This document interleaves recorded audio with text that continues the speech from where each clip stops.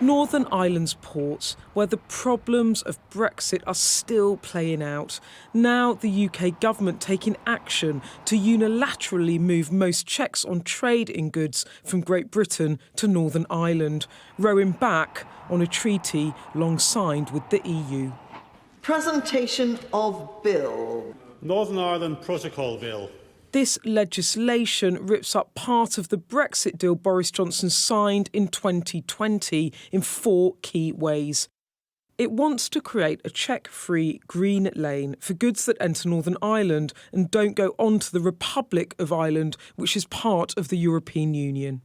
A dual regulatory regime, meaning goods could be sold in Northern Ireland if they meet either UK or EU standards. New freedoms to provide financial assistance to companies in Northern Ireland and change VAT rates, and it wants the European courts to stop having a final say in disputes. How comfortable are you with the UK being seen around the world as a rule breaker instead of a rule enforcer? We're very clear that we're acting in line with the law. What is vitally important is that we do resolve this situation in Northern Ireland that is causing real problems. The EU have refused to change the protocol, which is causing these problems on trade, on tax, and more broadly in Northern Ireland. But the EU say, you signed it, stick to it, and warns of retaliation. The European Union will not renegotiate the protocol. Unilateral action is damaging to mutual trust. The Commission will now assess the UK draft legislation. As a first step, the Commission will consider continuing the infringement procedure.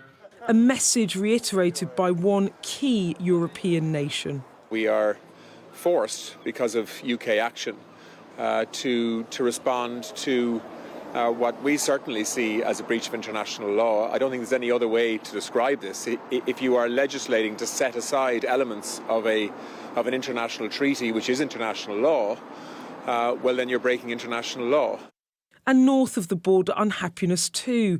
A majority of the Northern Ireland Assembly signing a joint letter to Boris Johnson opposing what they say is a reckless bill.